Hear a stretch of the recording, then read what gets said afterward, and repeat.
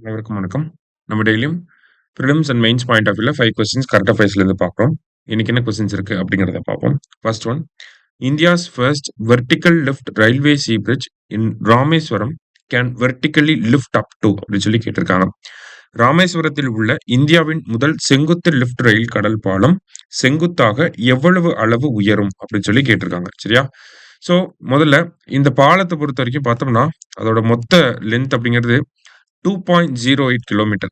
சரிங்களா? மொத்த அளவு 2.08 கிலோமீட்டர். சரிங்களா? இதுல நமக்கு இந்த வெர்டிகல் லிஃப்டிங் செட்டப் வந்து பார்த்தீங்கன்னா, இப்படி இருக்கு. இல்லையா? ஸோ இதனுடைய விட்த் அப்படிங்கிறது பார்த்தீங்கன்னா, 72.5 மீட்டர்ஸ் வந்து இருக்கு. சரியா? இந்த வெர்டிகல் லிஃப்டிங் இதுக்குள்ள தான் அந்த கப்பல் போயிட்டு வரும். கப்பல் போறப்ப இது எவ்வளோ தூரம் எவ்வளோ ஹைட்டுக்கு லிஃப்ட் ஆகும் அப்படிங்கிறத கேட்டிருக்காங்க. எவ்வளோ ஹைட் அப்படின்னு பார்த்தீங்கன்னா, 17 மீட்டர்ஸ்க்கு வந்து லிஃப்ட் ஆகும். சரிங்களா? 17 மீட்டர்ஸ் அதுதான் கரெக்ட் ஆன்சர். 17 மீட்டர்ஸ்க்கு லிஃப்ட் பண்றாங்க.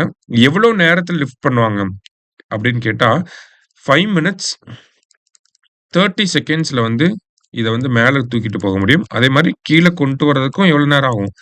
5 மினிட்ஸ் 30 செகண்ட்ஸ் ஆகும். ஓகேவா? கிட்டத்தட்ட 11 நிமிஷத்துல பார்த்தீங்கன்னா, மேல லிஃப்ட் பண்ணிட்டு கீழ டவுன் பண்ணிடலாம். சரியா? ஸோ 17 மீட்டர்ஸ் அப்படிங்கிறது இந்த கொஸ்டினுக்கு கரெக்ட் ஆன்சர். அடுத்தது, as per the state planning commission of Tamil Nadu, the highest average income earned by migrant workers in the construction sector அப்படின்னு சொல்லி கேட்டிருக்காங்க. தமிழ்நாடு மாநில திட்டக்குழுவின் கூற்றுப்படி கட்டுமான துறையில் புலம்பெயர்ந்த தொழிலாளர்கள் ஈட்டும் அதிகபட்ச சராசரி வருமானம் என்ன அப்படின்னு சொல்லி கேட்டிருக்காங்க. ஸோ ஒரு மைக்ரண்ட் ஒர்க்கர் அதாவது ஸ்டேட் பிளானிங் கமிஷன் தமிழ்நாட்டுக்கு தமிழ்நாட்டில் இருக்கக்கூடிய மைக்ரண்ட் ஒர்க்கர்ஸை பத்தி ஸ்டடி பண்ணியிருக்காங்க. ஸோ அவங்க எங்கிருந்து வராங்க, அவங்களோட ஆவரேஜ் ஏஜ் என்ன, எப்படி அவங்களோட லிவிங் கண்டிஷன் அப்படிங்கிறது இருக்கு, எப்படி அவங்களோட ஒர்க்கிங் கண்டிஷன் இருக்கு, எவ்வளவு நேரம் வேலை செய்யறாங்க, இந்த மாதிரியான விஷயங்களை ஸ்டடி பண்ணியிருப்பாங்க. சரியா? ஆவரேஜா பார்த்தோம்னா ஒரு 25ல இருந்து 32 வயசுக்குள்ளதான் இருக்காங்க. ஆவரேஜ் ஏஜ் அப்படிங்கிறது பாத்தீங்கன்னா 30ல இருந்து 32க்குள்ள இருக்காங்க அப்படிங்கறத பிளானிங் கமிஷன் சொல்லியிருக்காங்க. சரியா? 30ல இருந்து 32க்குள்ள இருக்காங்க அப்படிங்கிறது. அடுத்ததா, இவங்க ஒரு நாளைக்கு மோர் தேன் 8 ஹவர்ஸ், மோர் தேன் 10 ஹவர்ஸ்க்கு மேல வேலை செய்யறாங்க அப்படிங்கறத கொடுத்திருக்காங்க. அண்ட் தென் அவங்களோட ஒர்க்கிங் கண்டிஷன் பாக்குறப்ப பெரிய அளவுல கான்ட்ராக்ட்லாம் எம்ப்ளாயரோட போட்டுக்கிறது இல்ல. சோசியல் செக்யூரிட்டி பெனிஃபிட்ஸ் அப்படிங்கிறது கிடையாது. பெய்டு லீவ் அப்படிங்கிறது அந்த மாதிரியான விஷயங்கள்லாம் கிடையாது. ரொம்ப மினிமலான வேஜஸ்க்கு ஒர்க் பண்ணக்கூடிய ஆட்களும் நிறைய பேர் இருக்காங்க. சம்பாதிக்கிறதுல பாதி காசை வீட்டுக்கு அனுப்பிடுறாங்க. அதாவது ஹோம் ஸ்டேட்க்கு அனுப்பிடுறாங்க. அதே மாதிரி இங்க தமிழ்நாட்டுல அவங்களுக்கு பெட்டர் கண்டிஷன்ஸ் இருக்கு அப்படிங்கிற மாதிரி நிறைய விஷயங்களை சொல்லியிருந்தாங்க. இருந்தாலும் அவங்களுக்கு லிவிங் கண்டிஷன்ஸ் அப்படிங்கிறது ரொம்ப புவரா இருக்கு. ரொம்ப ஒரு கான்கிரீட் வீடுகள் அப்படிங்கிறது இல்லாம இருக்கு. அதையுமே அட்ரஸ் பண்ணியிருந்தாங்க. ஸோ என்ன பிரசன்ட் ஸ்டேட்டஸ் என்ன, மைக்ரண்ட் ஒர்க்கர்ஸோட பிரசன்ட் ஸ்டேட்டஸ் என்ன அப்படிங்கிறத சொல்லியிருந்தாங்க. அதுல அவங்களோட ஆவரேஜ் இன்கம் பத்தி பேசியிருப்பாங்க. சரியா?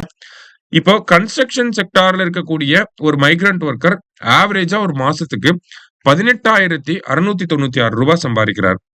இதுவே அவங்க சர்வீஸ் செக்டார்ல இருந்தாங்க, சேவை துறையில இருந்தாங்க அப்படின்னா அவங்க 17,025 ரூபாய் வந்து ஒரு மாசத்துக்கு ஆவரேஜா சம்பாதிக்கிறாங்க. இதுவே அவங்க மேனுஃபேக்சரிங் செக்டார்ல இருந்தாங்க அப்படின்னா 14,534 ரூபாய் சம்பாதிக்கிறாங்க. ஓகேங்களா? மேனுஃபேக்சரிங்ல இருந்தா அவங்க 14,534 ரூபாய் சம்பாதிக்கிறாங்க. இது மைக்ரண்ட் ஒர்க்கர்ஸோட ஆவரேஜ் இன்கம். சரியா? அதனால இதை கொஞ்சம் நோட் பண்ணி வச்சுக்கோங்க. அடுத்தது, Tamil Nadu aims to achieve 1 trillion economy by 2030.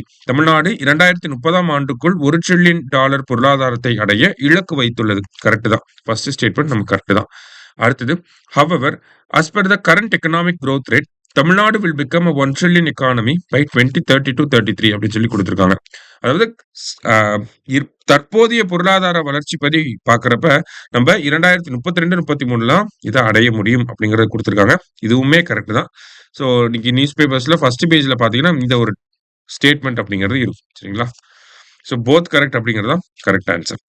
அடுத்தது, which of the following will be the first state to constitute Waqf board as per the latest amendment அப்படின்னு சொல்லி கேட்டிருக்காங்க. சமீபத்திய திருத்தத்தின்படி வக்ஃப் வாரியத்தை அமைக்கும் முதல் மாநிலம் எது அப்படின்னு பார்த்தோம்னா கேரளா தான். ஓகேங்களா? ஸோ அவங்களோட ஆல்ரெடி எக்ஸிஸ்டிங்கா இருக்கக்கூடிய வக்ஃப் வாரியத்தோட பதவி காலம் முடியுது. அதனால புது வக்ஃப் வாரியத்தை அமைக்க போறாங்க. அப்படி அமைக்க போறப்ப புதுசா இப்ப லேட்டஸ்டா சட்டம் வந்துருச்சு இல்லையா? அதனால அந்த சட்டத்தின் அடிப்படையில தான் வேற வழியே இல்லாம அவங்க அமைச்சாகணும். இருந்தாலும் கேரளா மாநிலம் இந்த வக்ஃப் சட்ட திருத்தத்தை ரொம்ப எதிர்த்த ஒரு மாநிலமா இருப்பாங்க. இப்ப வேற வழி இல்லாம அத பண்ணக்கூடிய ஒரு சூழ்நிலைக்கு தள்ளப்பட்டு இருக்காங்க. ஸோ வக்ஃப் சட்டம் அப்படிங்கிறது 1995ல வந்திருக்கும். அத இப்ப 2025ல அமெண்ட் பண்ணியிருக்காங்க. சரியா? ஆக்சுவலி அமெண்ட்மென்ட் பில் அப்படிங்கிறது 2024லயே கொண்டு வந்திருப்பாங்க. அடுத்தது naval base for nuclear powered submarines will be set up in அப்படின்னு கேட்டிருக்காங்க. அணுசக்தி நீர்மூழ்கி கப்பலுக்கான கடற்படை தளம் எங்கு அமைக்கப்படும் அப்படின்னு பார்த்தோம்னா ஆந்திர பிரதேஷ் ஆந்திர பிரதேஷ் மாநிலத்துல ராம்பில்லி அப்படிங்கிற பகுதியில அமைக்கப்படும். சரிங்களா? ஆந்திர பிரதேஷ்ல இருக்கக்கூடிய ராம்பில்லி அப்படிங்கிற இந்த பகுதியில. இந்தியாவை பொறுத்த வரைக்கும் 2 நியூக்ளியர் பவர்ட் சப்மரைன்ஸ் அப்படிங்கிறது இருக்கு. இந்தியாவிலே உருவாக்கப்பட்ட நியூக்ளியர் பவர் சப்மரைன்ஸ். ஒன்னு ஐஎன்எஸ் அரிஹண்ட் அப்படிங்கிறது இருக்கு. போன வருஷம் பார்த்தோம்னா ஐஎன்எஸ் அரிகாட் அப்படிங்கிறத லான்ச் பண்ணியிருப்பாங்க. சரியா? அடுத்ததா பாத்தீங்கன்னா 3வது ஐஎன்எஸ் அரித்மான் அப்படிங்கிறது இப்பதான் ரெடி ஆயிட்டு இருக்கு. சீக்கிரமா இந்த வருஷம் இன்ட்ரோடியூஸ் பண்ணிடுவாங்க அரித்மான் அப்படிங்கிறது. ஸோ இது எல்லாமே இந்த நேவல் பேஸ் ஓகேங்களா? ராம்பில்லியில வரக்கூடிய இந்த நேவல் பேஸ எந்த ப்ராஜெக்ட்டுக்கு கீழ இந்தியா செட்டப் பண்ண போறோம் அப்படின்னா, ப்ராஜெக்ட் வர்ஷா அப்படிங்கிற இந்த ப்ராஜெக்ட்டுக்கு கீழ தான் இந்த கடற்படை தளத்த உருவாக்கப்படும். சரியா? ஸோ இன்னைக்கு 5 கொஸ்டின்ஸ் வந்து பார்த்திருக்கோம். Thank you.